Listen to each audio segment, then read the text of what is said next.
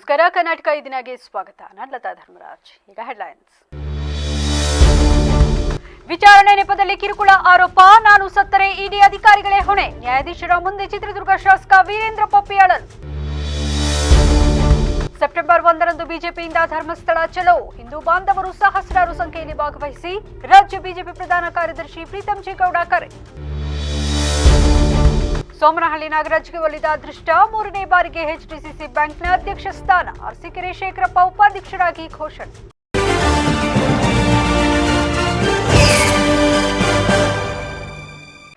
ಇಡಿ ಅಧಿಕಾರಿಗಳು ವಿಚಾರಣೆ ನೆಪದಲ್ಲಿ ಕಿರುಕುಳ ನೀಡುತ್ತಿದ್ದು, ನಾನು ಸತ್ತರೆ ಅಧಿಕಾರಿಗಳೇ ಹೊಣೆ ಎಂದು ಆನ್ಲೈನ್ ಆಫ್ಲೈನ್ ಬೆಟ್ಟಿಂಗ್ ಪ್ರಕರಣದಲ್ಲಿ ಬಂಧಿತರಾಗಿರುವ ಚಿತ್ರದುರ್ಗ ಶಾಸಕ ಕೆಸಿ ವೀರೇಂದ್ರ ಆರೋಪಿಸಿದ್ದಾರೆ. ಕಸ್ಟಡಿಯಲ್ಲಿ ಇಡಿ ಅಧಿಕಾರಿಗಳು ನನ್ನನ್ನು ಸರಿಯಾಗಿ ನಡೆಸಿಕೊಂಡಿಲ್ಲ, ಕಿರುಕುಳ ನೀಡಿದ್ದಾರೆ, ಕುಡಿಯಲು ಅಶುದ್ಧ ನೀರನ್ನ ನೀಡಿದ್ದಾರೆ, ಪ್ಲಾಸ್ಟಿಕ್ ಕಂಟೈನರ್ನಲ್ಲಿ ಊಟ ಒದಗಿಸಿದ್ದಾರೆ, ಕೂರಲು ಕುರ್ಚಿಯನ್ನು ನೀಡಿಲ್ಲ, ಸರಿಯಾದ ಕೋಣೆಯಲ್ಲಿ ಇರಿಸಿಲ್ಲ, ನಾನು ಸತ್ತರೆ ಅದಕ್ಕೆ ಇಡಿ ಅಧಿಕಾರಿಗಳೇ ಹೊಣೆ ಎಂದಿದ್ದಾರೆ. ಬೆಟ್ಟಿಂಗ್ ಪ್ರಕರಣಕ್ಕೆ ಸಂಬಂಧಿಸಿದಂತೆ ಕೆಸಿ ವೀರೇಂದ್ರ ಅವರನ್ನ ಬೆಂಗಳೂರು ನಗರ 35ನೇ ಸಿಸಿಎಚ್ ನ್ಯಾಯಾಲಯದ ನ್ಯಾಯಾಧೀಶರು ಆಗಸ್ಟ್ 28ರವರೆಗೆ ಇಡಿ ಕಸ್ಟಡಿಗೆ ನೀಡಿದರು. ಕಸ್ಟಡಿ ಅವಧಿ ಮುಗಿದ ಕಾರಣ ಗುರುವಾರ ಸಂಜೆ ಅಂತ್ಯವಾದ ಹಿನ್ನೆಲೆಯಲ್ಲಿ ನ್ಯಾಯಾಲಯದ ಮುಂದೆ ಹಾಜರುಪಡಿಸಲಾಗಿತ್ತು. ನ್ಯಾಯಾಧೀಶ ಸಂತೋಷ್ ಗಜಾನನ ಭಟ್ ಅವರ ಮುಂದೆ ಕೆಸಿ ವೀರೇಂದ್ರ ಅವರು ಇಡಿ ಕಸ್ಟಡಿ ತಮಗೆ ನೀಡುತ್ತಿರುವ ಕಿರುಕುಳ ಬಗ್ಗೆ ಹೇಳಿಕೊಂಡಿದ್ದಾರೆ. ವೀರೇಂದ್ರ ಪರ ಹಾಜರಾಗಿದ್ದ ಹಿರಿಯ ವಕೀಲರಾದ ಕಿರಣ್ ಜವಳಿ ಹಾಗೂ ಎಚ್ಎಸ್ ಚಂದ್ರಮೌಳಿ, ಕೆಸಿ ವೀರೇಂದ್ರ ಬಂಧನದ ವೇಳೆ ಇಡಿ ಅಧಿಕಾರಿಗಳು ಸೂಕ್ತ ನ್ಯಾಯಿಕ ಪ್ರಕ್ರಿಯೆ ನೀಡಿದ್ದಾರೆ ಎಂದು ಆಕ್ಷೇಪಿಸಿದರು. ಇದಕ್ಕೆ ಪ್ರತಿಕ್ರಿಯಿಸಿದ ನ್ಯಾಯಾಧೀಶರು, ಯಾವ ಪ್ರಕರಣದಲ್ಲಿ ಇಸಿಐಆರ್ ದಾಖಲಿಸಿದ್ದೀರಿ ಎಂದು ಇಡಿ ಅಧಿಕಾರಿಗಳನ್ನ ಪ್ರಶ್ನಿಸಿದರು. ಆರೋಪಿಗೆ ಸೂಕ್ತ ಕಾರಣ ನೀಡದೆ ಬಂಧಿಸಬಾರದು, ಕೋರ್ಟ್ಗೆ ಬಂದ ಮೇಲೆ ಯಾವುದೋ ಪ್ರಕರಣಗಳನ್ನು ಸೇರಿಸಬಾರದು, ನಿಮ್ಮದು ಯಾವ ರೀತಿಯ ತನಿಖೆ ಎಂದು ಇಡಿ ಅಧಿಕಾರಿಗಳನ್ನ ತರಾಟೆಗೆ ತೆಗೆದುಕೊಂಡರು. ಧರ್ಮಸ್ಥಳದ ವಿರುದ್ಧ ನಡೆಯುತ್ತಿರುವ ಷಡ್ಯಂತ್ರ ಅಪಪ್ರಚಾರದ ವಿರುದ್ಧ ಸೆಪ್ಟೆಂಬರ್ 1ರಂದು ಬಿಜೆಪಿಯಿಂದ ಧರ್ಮಸ್ಥಳ ಚಲೋ ಹಮ್ಮಿಕೊಳ್ಳಲಾಗಿದೆ ಎಂದು ಮಾಜಿ ಶಾಸಕ ಹಾಗೂ ರಾಜ್ಯ ಬಿಜೆಪಿ ಪ್ರಧಾನ ಕಾರ್ಯದರ್ಶಿ ಪ್ರೀತಂ ಜೆ ಗೌಡ ತಿಳಿಸಿದರು. ಶುಕ್ರವಾರ ಮಧ್ಯಾಹ್ನ ಪಕ್ಷದ ಕಚೇರಿಯಲ್ಲಿ ವಿಷಯ ತಿಳಿಸಿದ ಅವರು, ರಾಜ್ಯಾಧ್ಯಕ್ಷರ ಕರೆಯ ಮೇರೆಗೆ ಜಿಲ್ಲಾಧ್ಯಕ್ಷರ ನೇತೃತ್ವದಲ್ಲಿ ಅಂದು ಮಧ್ಯಾಹ್ನ 2 ಗಂಟೆಗೆ ಯಾತ್ರೆ ಶುರುವಾಗಲಿದ್ದು, ಸುಮಾರು 10,000 ಮಂದಿ ಭಾಗಿಯಾಗಲಿದ್ದಾರೆ. ಈ ಸಂಬಂಧ ಇಂದು ಪೂರ್ವಭಾವಿ ಸಭೆ ನಡೆಸಲಾಗಿದೆ. ಸಮಸ್ತ ಹಿಂದೂ ಬಾಂಧವರು ಸಹಸ್ರಾರು ಸಂಖ್ಯೆಯಲ್ಲಿ ಭಾಗವಹಿಸಬೇಕು. ಮಂಜುನಾಥನ ಭಕ್ತರು, ಶ್ರೀ ಕ್ಷೇತ್ರದ ಹಿತೈಷಿಗಳು ಭಾಗಿಯಾಗಿ ಪಿತೂರಿ ಮಾಡುವವರಿಗೆ ಉತ್ತರ ಕೊಡಬೇಕು. ಸನಾತನ ಹಿಂದೂ ಧರ್ಮದ ವಿರುದ್ಧ ಷಡ್ಯಂತ್ರ ವ್ಯವಸ್ಥಿತವಾಗಿ ನಡೆಯುತ್ತಿದೆ. ಇದಕ್ಕಾಗಿಯೇ ಕೆಲವರು ಒಂದು ತಂಡದ ರೀತಿಯಲ್ಲಿ ಕೆಲಸ ಮಾಡುತ್ತಿದ್ದಾರೆ. ಇದು ರಾಜ್ಯ ದೇಶದ ಗಮನ ಸೆಳೆದಿದೆ. ಕಪಟಿಗಳ ನಿಜ ಬಣ್ಣ ಬಯಲಾಗಬೇಕು. ನಾವು ಧರ್ಮದ ವಿಚಾರದಲ್ಲಿ ರಾಜಕೀಯ ಮಾಡುತ್ತಿಲ್ಲ. ಹಿಂದೂ ಧರ್ಮ ಉಳಿಸಲು ಬಿಜೆಪಿ ಸದಾ ಮುಂದೆ ಇರಲಿದೆ. ಎಲ್ಲ ಸಮಾಜಗಳ ಹಿಂದೂ ಬಾಂಧವರು ಕೈಜೋಡಿಸಬೇಕು. ಸಮಾವೇಶ, ಮಂಜುನಾಥನ ದರ್ಶನ ಪಡೆದು ಮರಳಲಾಗುವುದು. ಎಸ್ಐಟಿ ರಚನೆಯಿಂದ ಮಂಜುನಾಥನ ಭಕ್ತರಿಗೆ ಆಘಾತವಾಗಿದೆ.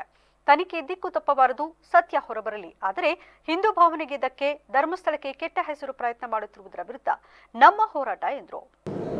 ಧರ್ಮಸ್ಥಳ ಚಲೋ ಏನು ಒಂದು ಹೋರಾಟವನ್ನು ರಾಜ್ಯಾಧ್ಯಕ್ಷರ ಒಂದು ಕರೆಗೆ ಇಡೀ ಹಿಂದೂ ಸಮಾಜ ರಾಜ್ಯಾದ್ಯಂತ ಪಕ್ಷಾತೀತವಾಗಿ, ಜಾತ್ಯತೀತವಾಗಿ ಈ ಹೋರಾಟವನ್ನು ಮಾಡಬೇಕು ಅಂತೇಳಿ ಹೇಳಿ ಕರೆಯನ್ನು ಕೊಟ್ಟಿರೋ ಸಲುವಾಗಿ ನಿಮ್ಮಗಳ ಮೂಲಕ ಇಡೀ ಹಾಸನ ಜಿಲ್ಲೆಯ ಸಮಾಜದ ಎಲ್ಲ ಬಾಂಧವರಲ್ಲಿ ವಿನಂತಿಯನ್ನು ಮಾಡ್ತೀವಿ.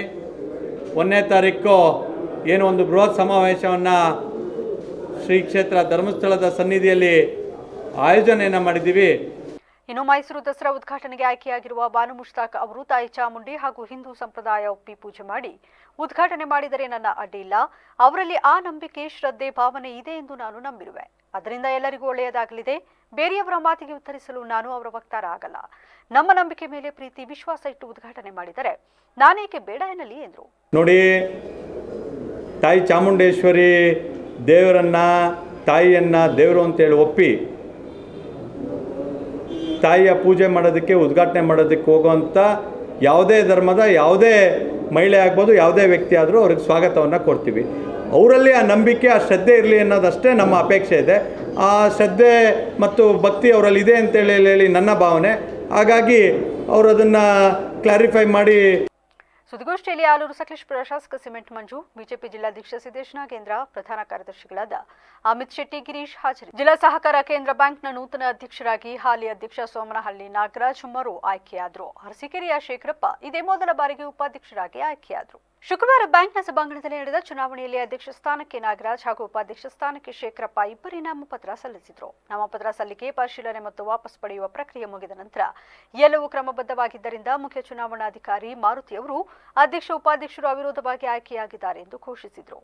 ಈ ಮೂಲಕ ಸತತ 3ನೇ ಬಾರಿಗೆ ನಾಗರಾಜ್ ಅಧ್ಯಕ್ಷರಾಗಿ ವಿಶೇಷ ದಾಖಲೆ ಬರೆದಿದ್ದಾರೆ.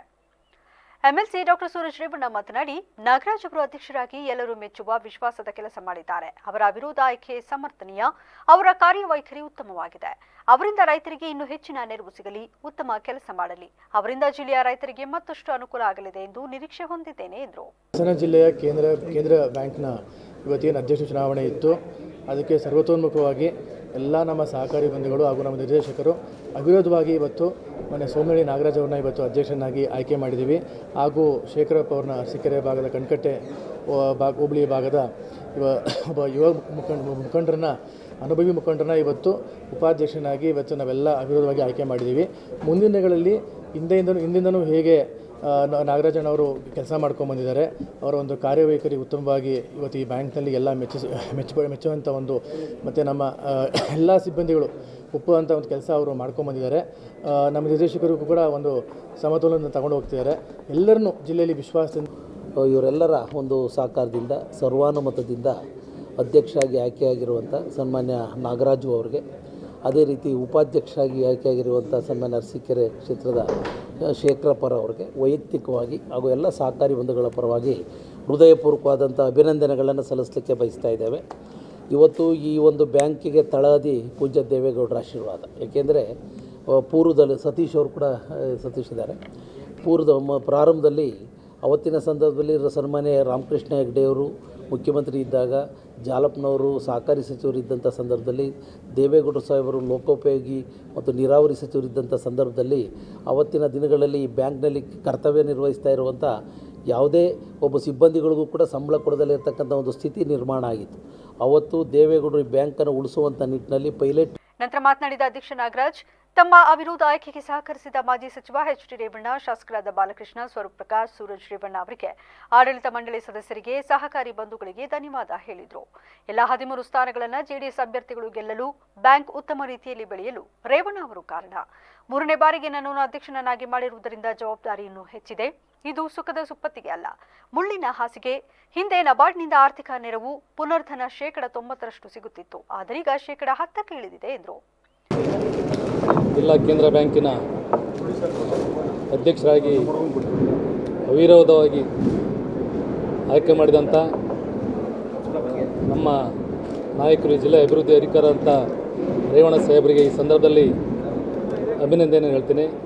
ಜೊತೆಗೆ ನಮ್ಮ ಮತ್ತೋರ್ವ ನಾಯಕರಾದಂಥ ಜನಪ್ರಿಯ ಶಾಸಕರಾದಂಥ ಚನ್ನಪಟ್ಟಣದ ಜನಪ್ರಿಯ ಶಾಸಕರಾದಂಥ ಬಾಲಣ್ಣವ್ರಿಗೂ ಸಹ ಈ ಸಂದರ್ಭದಲ್ಲಿ ಅಭಿನಂದನೆ ಹೇಳ್ತೀನಿ.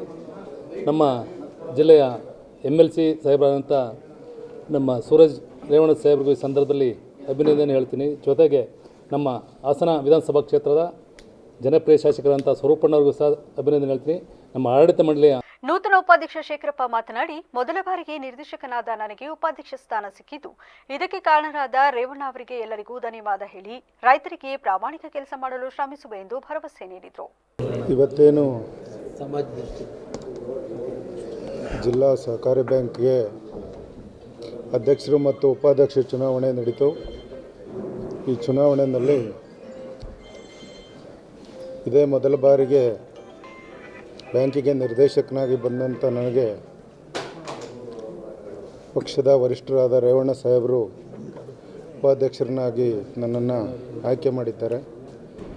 ಇದಕ್ಕೆ ಸಹಕಾರ ಕೊಟ್ಟಂಥ ನಮ್ಮ ಹಾಸನದ ಶಾಸಕರಾದಂಥ ಸ್ವರೂಪಣ್ಣವರು ಮತ್ತು ಚಂದ್ರಪಟ್ಟಣದ ಶಾಸಕರಾದಂಥ ಬಾಲಣ್ಣವರು, ನಮ್ಮ MLC ಸಾಹೇಬರಾದಂಥ ಸೂರಜ್ ಅವರು ಮತ್ತು ಎಲ್ಲ ಶಾಸಕ ಸ್ವರೂಪ್ ಪ್ರಕಾಶ್ ನೂತನ ಅಧ್ಯಕ್ಷರು ಉಪಾಧ್ಯಕ್ಷರಿಗೆ ಅಭಿನಂದನೆ ಸಲ್ಲಿಸಿ ಬ್ಯಾಂಕ್ ಅನ್ನು ಇನ್ನೂ ಎತ್ತರಕ್ಕೆ ಕೊಂಡೊಯ್ಯಿರಿ ಎಂದು ಮನವಿ ಮಾಡಿದರು.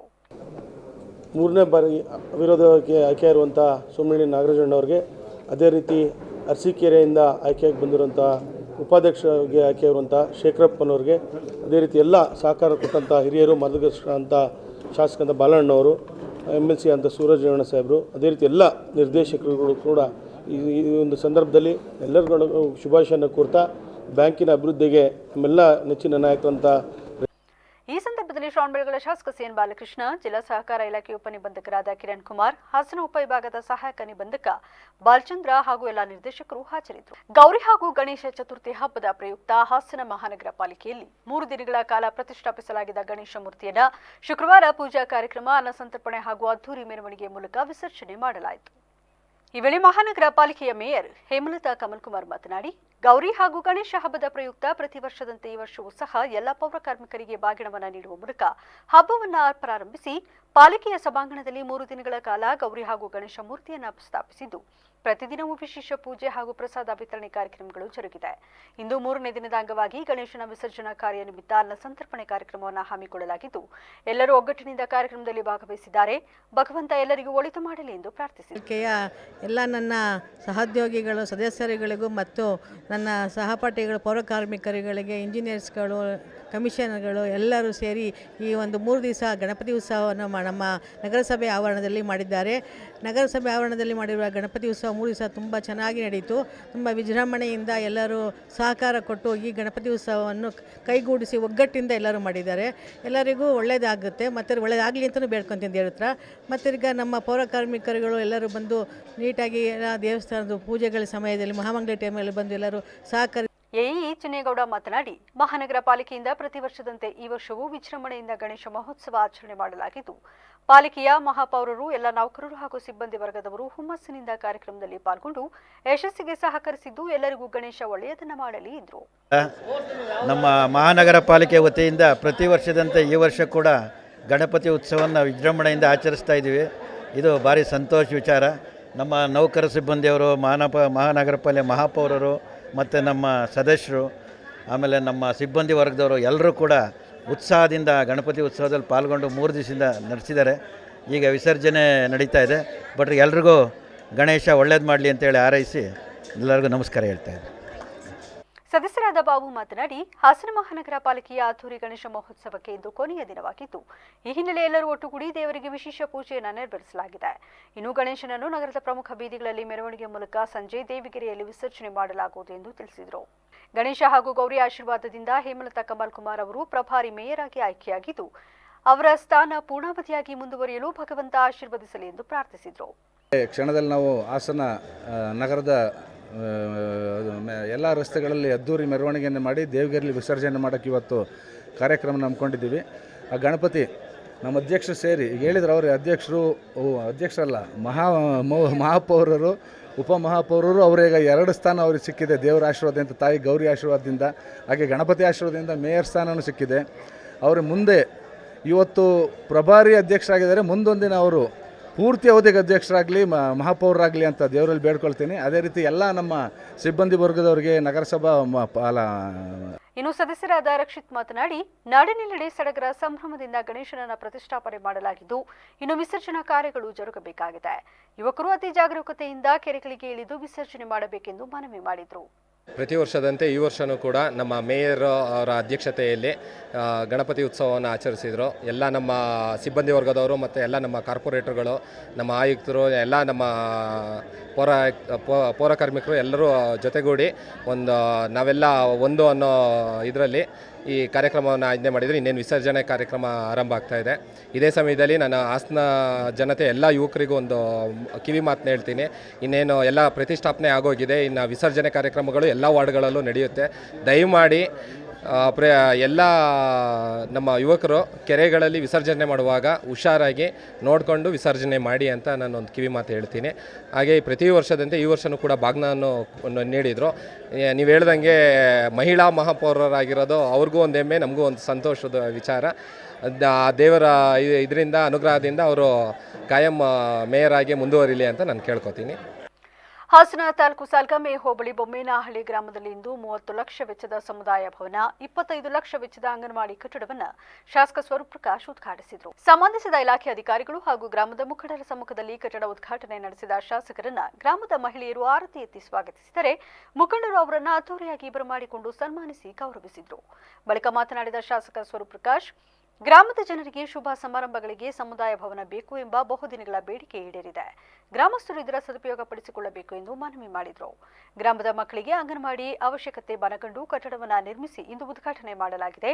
ಮಕ್ಕಳಿಗೆ ಅಂಗನವಾಡಿ ಮೂಲಕವೇ ಗುಣಮಟ್ಟದ ಶಿಕ್ಷಣ ಆರಂಭಿಸುವಂತೆ ಮನವಿ ಮಾಡಿದರು.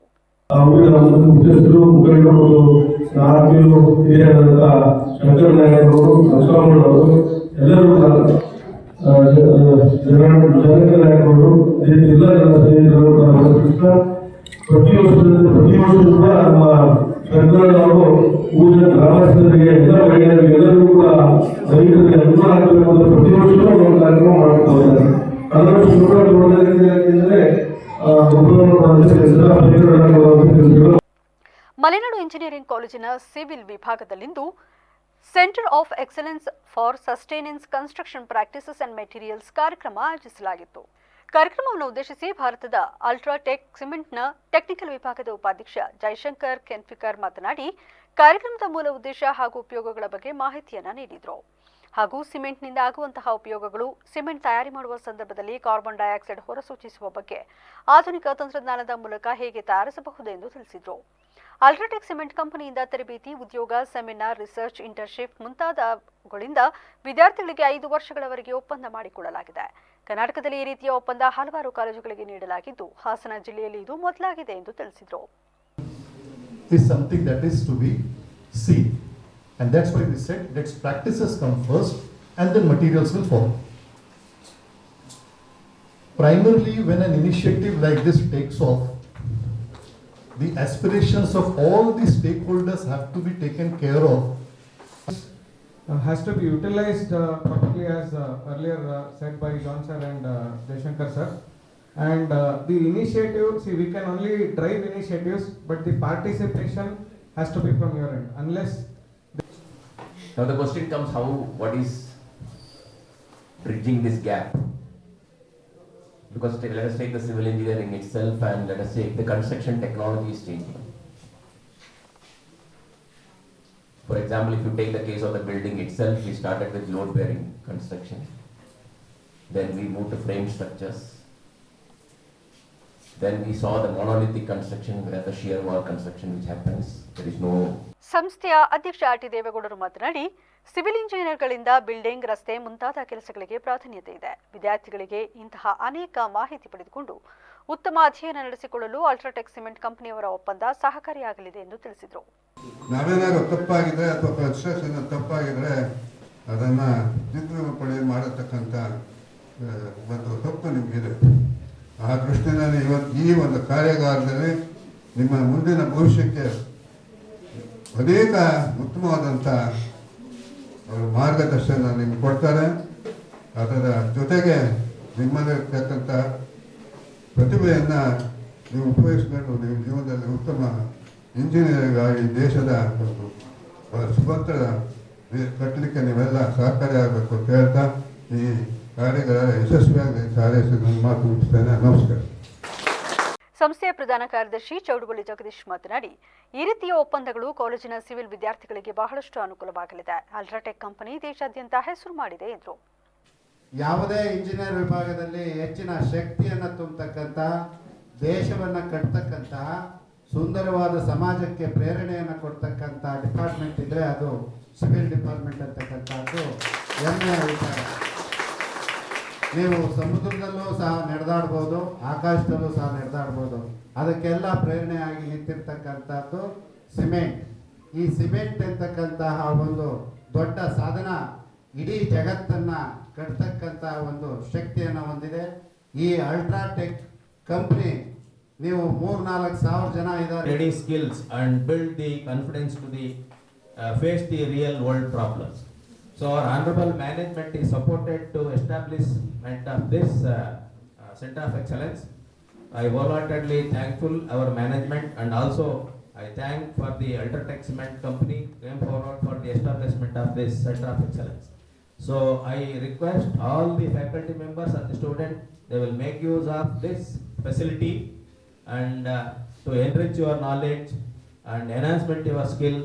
ಕಾರ್ಯಕ್ರಮದಲ್ಲಿ ಅಲ್ಟ್ರಾಟೆಕ್ ಕಂಪನಿಯ ಬೆಂಗಳೂರು ವಿಭಾಗೀಯ ಉಪಾಧ್ಯಕ್ಷ ಫುನ್ಸೂರ್ John, Tumakuru UltraTech cement technical ಮುಖ್ಯಸ್ಥ Srivatsa Subramani, Sunil Kumar, MS Ramachandran, Malenadu engineer college ಪ್ರಾಂಶುಪಾಲರಾದ ಡಾಕ್ಟರ್ ಎಜೆ ಕೃಷ್ಣಯ್ಯ, ಸಿವಿಲ್ ವಿಭಾಗದ ಮುಖ್ಯಸ್ಥರಾದ ಡಾಕ್ಟರ್ ಎಚ್ ಎಸ್ ನರಸಿಂಹನ್, ಹಿರಿಯ ಪ್ರಾಧ್ಯಾಪಕರಾದ ಎಂಟಿ ವೇಣುರಾಜ್, ಕಾರ್ಯಕ್ರಮದ ಆಯೋಜಕರಾದ ಪ್ರಾಧ್ಯಾಪಕರಾದ ಸಿ ಮಧುಶ್ರೀ ಹಾಗೂ ಹೇಮಂತಾರ್ ಸೇರಿದಂತೆ ಮುಂತಾದವರು ಉಪಸ್ಥಿತರಿದ್ದರು. ಒಂಟಿ ಸಲಗವೊಂದು ರಸ್ತೆಗೆ ಅಡ್ಡಲಾಗಿ ಮರ ಬೀಳಿಸಿ ವಾಹನ ಸವಾರರು ಪರದಾಡುವಂತೆ ಮಾಡಿದ ಘಟನೆ ಸಕಲೇಶಪುರದ ಹಳ್ಳಿ ಬಯಲು ಗ್ರಾಮದ ಬಳಿ ನಡೆದಿದೆ. ಗುರುವಾರ ರಾತ್ರಿ ಗ್ರಾಮದ ಬಳಿ ದೈತ್ಯಾಕಾರದ ಒಂಟಿ ಸಲಗ ಬೈನೆ ಮರವನ್ನ ನೆಲಕ್ಕುರುಳಿಸಿ ಆರಾಮಾಗಿ ತಿನ್ನುತ್ತಾ ನಿಂತಿತ್ತು.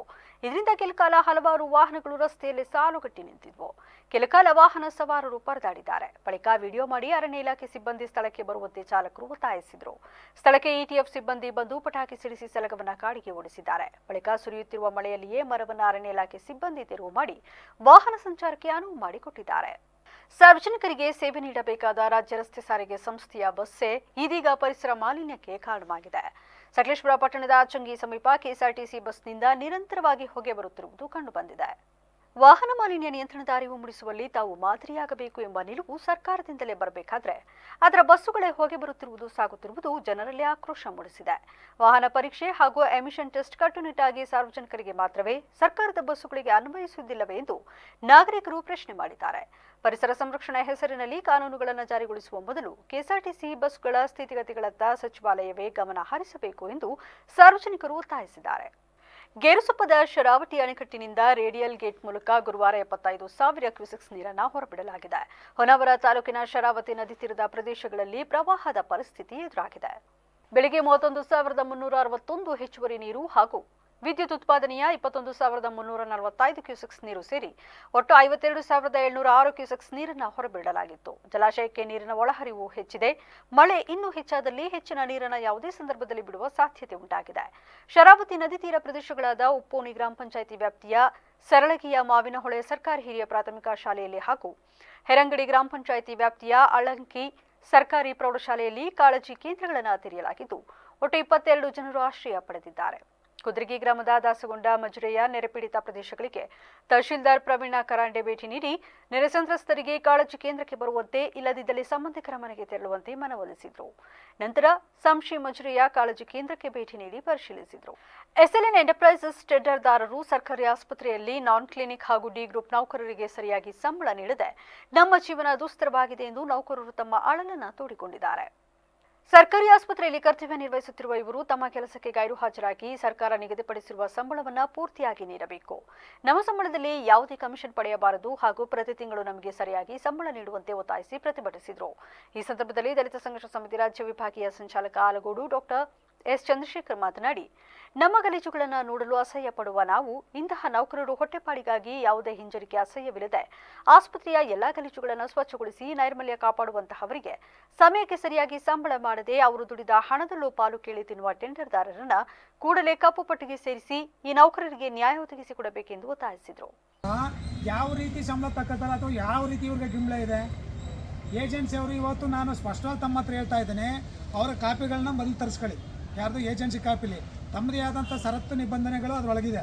ಆ ಷರತ್ತು ನಿಬಂಧನೆಗಳು ಒಳಪಟ್ಟು ಅವ್ರು ಕೆಲಸ ಮಾಡಲಿಲ್ಲ, ಈ ಥರ ನಾನ್ ಕ್ಲಿನಿಕ್ಕು ಮತ್ತು ಡಿ ಗ್ರೂಪ್ ನೌಕರಿಗೆ ಏನಾದರೂ ತೊಂದರೆ ಕೊಡ್ತಾರೆ ಅಂದಿದ್ದರೆ ಬ್ಲಾಕ್ ಲಿಸ್ಟ್ ಸೇರ್ಸೋಕ್ಕೆ ನಿಮ್ಗೆ ಅವಕಾಶ ಇದೆ. ಯಾಕಂದರೆ ಇದೇ ರೀತಿ ಒಂದು KBನಲ್ಲಿ ಒಬ್ಬರು ನೌಕರರ ಹತ್ರ ಕನಿಷ್ಠ ಒಂದು 2 ವರ್ಷಗಳ ಕಾಲ ದುಡಿಮೆ ಮಾಡಿಸ್ಕೊಂಡು. ಈ ಸಂದರ್ಭದಲ್ಲಿ ನಾನ್ ಕ್ಲಿನಿಕ್ ಸಿಬ್ಬಂದಿಗಳಾದ ರಾಧಮ್ಮ, ನೀಲಮ್ಮ, ಮಂಜುಳಾ, ಶಾಂತಮ್ಮ, ಮಹಾದೇವಮ್ಮ, ರಾಧಾ, ಅರುಣ್ ಕುಮಾರ್ ಸೇರಿದಂತೆ ಇನ್ನಿತರರು ಹಾಜರಿದ್ದರು. ಆಡಳಿತ ವ್ಯವಸ್ಥೆಗೆ ಅತ್ಯವಶ್ಯ ಸುಸಜ್ಜಿತ ಗ್ರಾಮ ಪಂಚಾಯಿತಿ ಭವನ ಕಟ್ಟಲು 16 ವರ್ಷದ ಪ್ರಯತ್ನ ಗುರುವಾರ ಫಲಿಸಿದ ಹಿನ್ನೆಲೆ ತ್ಯಾಗಟೂರು ಗ್ರಾಮ ಪಂಚಾಯಿತಿ ಆಡಳಿತ ಮಂಡಳಿ ಭವನವನ್ನು ಲೋಕಾರ್ಪಣೆಗೊಳಿಸಿದೆ. ಕಾರ್ಯಕ್ರಮ ಉದ್ಘಾಟಿಸಿದ ಕರ್ನಾಟಕ ರಾಜ್ಯ ತೆಂಗು ನಾರಿನ ಸಹಕಾರ ಮಂಡಳಿ ಅಧ್ಯಕ್ಷ TS ಕಿಡಿಗಣ್ಣಪ್ಪ ಮಾತನಾಡಿ, 1000ಕ್ಕೂ ಅಧಿಕ ಜನಸಂಖ್ಯೆಯ ತ್ಯಾಗಟೂರು ಗ್ರಾಮ ಪಂಚಾಯಿತಿ ವ್ಯಾಪ್ತಿಯಲ್ಲಿ ಸುಸಜ್ಜಿತ ಕಟ್ಟಡ ಇಲ್ಲದೆ ಪಂಚಾಯಿತಿ ಆಡಳಿತ ಬೇಸರದಲ್ಲಿತ್ತು. ನೆನೆಗುದಿಗೆ ಬಿದ್ದಿದ್ದ ಕಟ್ಟಡ ಕಾಮಗಾರಿಯನ್ನ ನರೇಗಾ ಯೋಜನೆ ಬಳಸಿ ಈಗಿನ ಆಡಳಿತ ಮಂಡಳಿ ಸುಸಜ್ಜಿತವಾಗಿ ಕಟ್ಟಿದೆ. ಇದು ಇಡೀ ಪಂಚಾಯಿತಿಗೆ ಸಲ್ಲಬೇಕಾದ ಗೌರವ ಎಂದ ಅವರು, ಸಭೆ, ತರಬೇತಿ ಕಾರ್ಯಕ್ರಮಗಳು ನಡೆಸಲು ಅವಕಾಶ ಇದ್ದು ಆಡಳಿತ ಕರ್ತವ್ಯಕ್ಕೆ ಅನುವು ಮಾಡಿರುವುದು ಮೆಚ್ಚುವಂತಹದ್ದು ಎಂದರು. ಅಧ್ಯಕ್ಷ ಆದಂಥ ಸಂದರ್ಭದಲ್ಲಿ ಉದ್ಭವವಾದಂಥ ಪ್ರಶ್ನೆ ಅಲ್ಲ. ನಮ್ಮ ಪಿತ್ರಾರ್ಜಿತವಾದಂಥ ಆಸ್ತಿ ಒಂದಿತ್ತು, ಅದು ಕಾರಣಾಂತರಗಳಿಂದ ನಮಗೆ ಆ ಜಾಗದಂಥ ಒಂದು ಮೂಲ ದಾಖಲಾತಿಗಳೆಲ್ಲ ನಮಗೆ ಇದೆ. ಪಾಣಿನಲ್ಲಿ ಏನೋ ಒಂದು ಸರ್ಕಾರದ ಹೆಸರಿದೆ ಅಂತ ಅದು ದುರಸ್ತು ಕೂಡ ವ್ಯವಸ್ಥಿತವಾಗಿ ಆಗಿಲ್ಲ.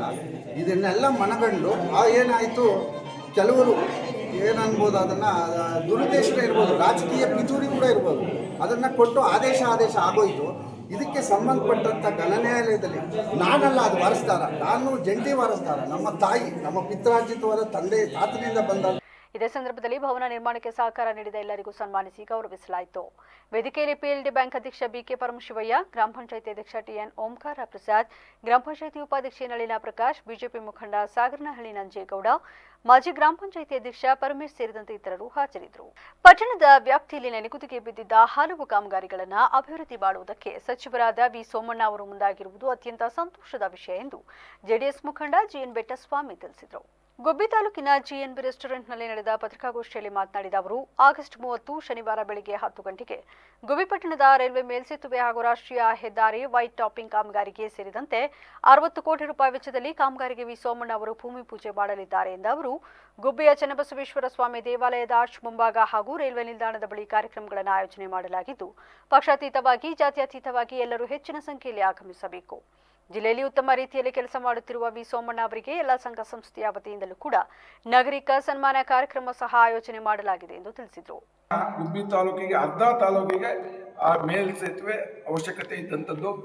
ಸನ್ಮಾನ್ಯ ಶ್ರೀ ಸೋಮಣ್ಣ ಅವರು ಚುನಾವಣೆಗೆ ಬಂದಾಗ ಅವರು ಖಂಡಿತ ನಾವು ಮಾಡಿಸ್ಕೊಡ್ತೀವಿ ಅಂತ ಮಾತು ಕೊಟ್ಟಿದ್ರು. ಅದಕ್ಕಿಂತ ಮುಂಚೆನೂ ಕೂಡ JS ಬಸವರಾಜ್ ಅವರು ಚುನಾವಣೆ ಬಂದಾಗಲೂ ಕೂಡ ಮಾತು ಕೊಟ್ಟಿದ್ರು. ಆ ಮಾತು ಕೊಟ್ಟಂತೆ ಇವತ್ತು ಆ ಕಾಮಗಾರಿ, ಯಾಕೆಂದರೆ ರೈಲ್ವೆ ಇತಿಹಾಸದಲ್ಲಿ RUB ಇದ್ದ ಕಡೆ ROB ಆಗಲ್ಲ, ಅಂಥದ್ದನ್ನು ಕೂಡ ಎರಡೂ ಒಂದೇ ಕಡೆ ಆಗ್ತಾ ಇರ್ತಕ್ಕಂಥದ್ದು ಸೋಮಣ್ಣವರ ಶಕ್ತಿ ಇವತ್ತು ತೋರ್ಪಡಿಸ್ತಾ ಇದೆ. ಹಾಗಾಗಿ ಅಂಥ ಒಂದು ಕಾಮಗಾರಿ ಆಗ್ತಾ ಇರ್ತಕ್ಕಂಥದ್ದು. ಪತ್ರಿಕಾಗೋಷ್ಠಿಯಲ್ಲಿ ಜೆಡಿಎಸ್ ಮುಖಂಡ ಕಳ್ಳಿಪಾಳ್ಯ ಲೋಕೇಶ್, ಮುಖಂಡ ಹೊನಗಿರಿಗೌಡ, ಬಿಜೆಪಿ ತಾಲೂಕು ಅಧ್ಯಕ್ಷ ಬಾಲರಾಮ್, ಬಿಜೆಪಿ ಪಕ್ಷದ ಪ್ರಧಾನ ಕಾರ್ಯದರ್ಶಿ ಯತೀಶ್, ಮಾಜಿ ಜಿಲ್ಲಾ ಪಂಚಾಯಿತಿ ಸದಸ್ಯ ಜಗನ್ನಾಥ್ ಇತರರು ಹಾಜರಿದ್ದರು. ನಾಮಧಾರಿ ಸಮುದಾಯ ಜಿಲ್ಲೆಯಲ್ಲಿ ಸಾಮಾಜಿಕ, ಆರ್ಥಿಕ, ಶೈಕ್ಷಣಿಕ ಮತ್ತು ರಾಜಕೀಯ ಕ್ಷೇತ್ರದಲ್ಲಿ ಯಾವುದೇ ಬದಲಾವಣೆಯಾಗಿಲ್ಲ. ಇದಕ್ಕೆ ರಾಜಕೀಯ ಷಡ್ಯಂತ್ರ ಕಾರಣವೆಂದು ಪ್ರಣವಾನಂದ ಸ್ವಾಮೀಜಿಗಳು ತಿಳಿಸಿದ್ದಾರೆ. ಪತ್ರಿಕಾಗೋಷ್ಠಿಯಲ್ಲಿ ಮಾತನಾಡಿದ ಅವರು, ಬಿಲ್ಲವ ದಿವರು ಮಹಾಮಂಡಳಿ ಹಾಗೂ ಬ್ರಹ್ಮಶ್ರೀ ನಾರಾಯಣಗುರು ಶಕ್ತಿಪೀಠ ಕರ್ದಾಳು, ಚಿತ್ತಾಪುರ ಇವುಗಳ ಅಡಿಯಲ್ಲಿ ಉತ್ತರ ಕನ್ನಡ ಜಿಲ್ಲೆಯಲ್ಲಿ ನಮ್ಮ ಸಮುದಾಯ ಸುಮಾರು 3 ರಿಂದ 4 ಲಕ್ಷ ಜನಸಂಖ್ಯೆ ಹೊಂದಿದ್ದರೂ ಇದಕ್ಕೆ ಯಾವುದೇ ಅಭಿವೃದ್ಧಿ ಕಾರ್ಯಗಳಾಗಿಲ್ಲ. ಹಾಗಾಗಿ ಇದೇ ಸೆಪ್ಟೆಂಬರ್ 3 ಬುಧವಾರ ಬೆಳಗ್ಗೆ 10:30ಕ್ಕೆ ಸಿದ್ದಾಪುರದ ಬಾಲಭವನದಲ್ಲಿ ಸಮುದಾಯದ ಸಾಮಾಜಿಕ, ಆರ್ಥಿಕ, ಶೈಕ್ಷಣಿಕ, ರಾಜಕೀಯದ ಬಗ್ಗೆ ಸಮಗ್ರ ಚಿಂತನೆ, ಚರ್ಚೆ ನಡೆಸಲು ಉತ್ತರ ಕನ್ನಡ ಜಿಲ್ಲೆಯ ನಮ್ಮ ಸಮಾಜದ ಸಂಘಟನೆ ಬಲಪಡಿಸುವ ನಿಟ್ಟಿನಲ್ಲಿ ಜಿಲ್ಲೆಯಲ್ಲಿ ಸರ್ವ ಪಕ್ಷದಲ್ಲಿ ಗುರುತಿಸಿಕೊಂಡಿರುವ ಸಮಾಜದ ರಾಜಕೀಯ ಪ್ರಮುಖರು ಚಿಂತನಾ ಶಿಬಿರದಲ್ಲಿ ಬಂದು ಭಾಗವಹಿಸಬೇಕು ಎಂದು ಕರೆ ನೀಡಿದರು. ಹಾಳಾಗ್ತದೆ ಅಂತ ವಿಚಾರದಲ್ಲಿ ಸೆಪ್ಟೆಂಬರ್ 3ನೇ ತಾರೀಕು ಸಿದ್ದಾಪುರದಲ್ಲಿ ಒಂದು ಚಿಂತನ ಶಿಬಿರವನ್ನೇ ಹಮ್ಮಿಕೊಂಡಿದ್ದೇವೆ. ಆ ಚಿಂತನ ಶಿಬಿರದಲ್ಲಿ ಹಡಿಕಲ್ ವಿಧಾನಸಭಾ ಕ್ಷೇತ್ರದ ಎಲ್ಲ ಹಳ್ಳಿಗಳಿಂದ ಕೂಡ ಒಂದಷ್ಟು ಜನ ಭಾಗವಹಿಸಬೇಕು ಅಂತಕ್ಕಂಥದ್ದು ಈಗಾಗಲೇ ಸಮಾಜ. ಈ ಸಂದರ್ಭದಲ್ಲಿ ಸತೀಶ್ ಕುಮಾರ್ ನಾಯಕ್, ಶ್ರೀಧರ್ ನಾಯಕ್, ಅಚ್ಯುತ್ ನಾಯಕ್, ಅರುಣ್ ನಾಯಕ್, ಮಂಜುನಾಥ್ ನಾಯಕ್, ರಾಷ್ಟ್ರೀಯ ಈಡಿಗ ನಾಮಧಾರಿ ಮಹಾಮಂಡಳಿಯ ಪದಾಧಿಕಾರಿಗಳು ಉಪಸ್ಥಿತರಿದ್ದರು. ಡಿಗ್ರಿಗಳನ್ನು ಗಳಿಸಿ ಮಾತ್ರ ಜೀವನ ರೂಪಿಸುವುದಕ್ಕೆ ಸಾಧ್ಯವಿಲ್ಲ, ಸಹ ಪಠ್ಯಗಳಿಂದಲೂ ಜೀವನ ರೂಪಿಸಿಕೊಳ್ಳಬಹುದು ಎಂದು ಕ್ಷೇತ್ರ ಶಿಕ್ಷಣಾಧಿಕಾರಿ ಉಮಾ ತಿಳಿಸಿದರು. ಮಳವಳ್ಳಿ ಪಟ್ಟಣದ ಭಕ್ತ ಕನಕದಾಸ ಕ್ರೀಡಾಂಗಣದಲ್ಲಿ ಕ್ಷೇತ್ರ ಶಿಕ್ಷಣಾಧಿಕಾರಿಗಳ ಕಚೇರಿ ವತಿಯಿಂದ 14 ವರ್ಷ ವಯೋಮಾನದೊಳಗಿನ 1ನೇ ಕಸಬಾ ಹೋಬಳಿ ಮಟ್ಟದ ಕ್ರೀಡಾಕೂಟ ಹಾಗೂ ರಾಷ್ಟ್ರೀಯ ಕ್ರೀಡಾ ದಿನಾಚರಣೆ ಕಾರ್ಯಕ್ರಮವನ್ನು ಉದ್ಘಾಟಿಸಿ ಮಾತನಾಡಿದ ಅವರು, ಸೋಲು ಗೆಲುವಿನ ಸೋಪಾನ, ಸೋತಾಗ ಕುಗ್ಗದೆ ಏನು ತಪ್ಪಾಗಿದೆ ಅನ್ನುವುದನ್ನು ತಿಳಿದುಕೊಂಡು ಗೆಲ್ಲುವುದಕ್ಕೆ ಪ್ರಯತ್ನ ಮಾಡಿ ಎಂದರು. ನಮಸ್ತೆ ಬಂಧುಗಳೇ, ನನ್ನ ಹೆಸರು ಮಂಜು ಅಂತ, ಶ್ರೀ ಶಿವಜ್ಯೋತಿ ವಿನಯ ಗಾಳಿಗ ಬಳಗ ಕಲಬೂರು ಅವರ ಅಧ್ಯಕ್ಷರಾಗಿದ್ದೀವಿ. ಇವರು ನಮ್ಮ ಕುಮಾರ್ ಅಂತ ನಮ್ಮ ಯಜಮಾನರು, ನಮ್ಮ ಶ್ರೀ ಪಟ್ಟದರಾಣಿ ಸೇವಾ ಟ್ರಸ್ಟ್ ಕಲಬೂರು ಏನಿದೆ ಅವರು ಯಜಮಾನರವರು. ಇದೇ ಸ್ಥಾನದಲ್ಲಿ ಅಧ್ಯಕ್ಷರಿದ್ದಾರೆ, ಗೌರವಾಧ್ಯಕ್ಷರು ಮಾದೇಶ್ವರರಿದ್ದಾರೆ. ಇವರ ಎಲ್ಲ ಸಹಯೋಗದೊಂದಿಗೆ ಮತ್ತು ನಮ್ಮ ಕುಲ ಬಾಂಧವರು ಮತ್ತು ಶ್ರೀ ಪಟ್ಟದರಾಣಿ ದೇವಸ್ಥಾನದ ಈ ದೇವಾಲಯ. ಕಾರ್ಯಕ್ರಮದಲ್ಲಿ ಸರ್ಕಾರಿ ನೌಕರರ ಸಂಘದ ಅಧ್ಯಕ್ಷ ಮಲ್ಲಿಕಾರ್ಜುನಯ್ಯ, ಪ್ರಾಥಮಿಕ ಶಿಕ್ಷಕರ ಸಂಘದ ಅಧ್ಯಕ್ಷ ನಾಗೇಶ್, ಸಿಆರ್ಸಿ ಪಾಪಣ್ಣ, ಸೋಮಣ್ಣ, ಶಿವಶಂಕರ್ ಸೇರಿದಂತೆ ಹಲವರು ಹಾಜರಿದ್ದರು.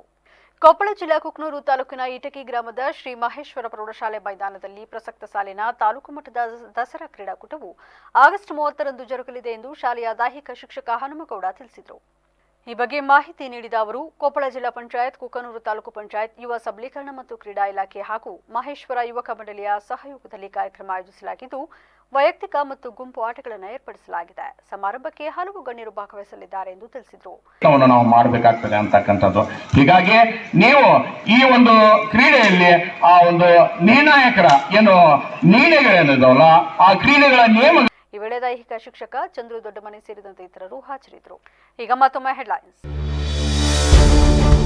ವಿಚಾರಣೆ ನೆಪದಲ್ಲಿ ಕಿರುಕುಳ ಆರೋಪ, ನಾನು ಸತ್ತರೆ ಇಡಿ ಅಧಿಕಾರಿಗಳೇ ಹೊಣೆ. ನ್ಯಾಯಾಧೀಶರ ಮುಂದೆ ಚಿತ್ರದುರ್ಗ ಶಾಸಕ ವೀರೇಂದ್ರ ಪೊಪ್ಪಿಯಾಳರು. ಸೆಪ್ಟೆಂಬರ್ 1ರಂದು ಬಿಜೆಪಿಯಿಂದ ಧರ್ಮಸ್ಥಳ ಚಲೋ, ಹಿಂದೂ ಬಾಂಧವರು ಸಹಸ್ರಾರು ಸಂಖ್ಯೆಯಲ್ಲಿ ಭಾಗವಹಿಸಿ. ರಾಜ್ಯ ಬಿಜೆಪಿ ಪ್ರಧಾನ ಕಾರ್ಯದರ್ಶಿ ಪ್ರೀತಂ ಜೇಗೌಡ ಕರೆ. ಸೋಮನಹಳ್ಳಿ ನಾಗರಾಜ್ಗೆ ಒಲಿದ ಅದೃಷ್ಟ, 3ನೇ ಬಾರಿಗೆ ಎಚ್ಡಿಸಿಸಿ ಬ್ಯಾಂಕ್ನ ಅಧ್ಯಕ್ಷ ಸ್ಥಾನ. ಅರಸೀಕೆರೆ ಶೇಖರಪ್ಪ ಉಪಾಧ್ಯಕ್ಷರಾಗಿ ಘೋಷಣೆ. ಇದಾಗಿತ್ತು ಇಲ್ಲಿವರೆಗಿನ ನ್ಯೂಸ್ ಅಪ್ಡೇಟ್ಸ್. ನಿರಂತರ ಸುದ್ದಿಗಾಗಿ ನೋಡ್ತಾ ಇರಿ BBC ನ್ಯೂಸ್. ಇದು ಜನರ ಧ್ವನಿ, ಸತ್ಯದ ಕಡೆ ನಮ್ಮ ನಡೆ.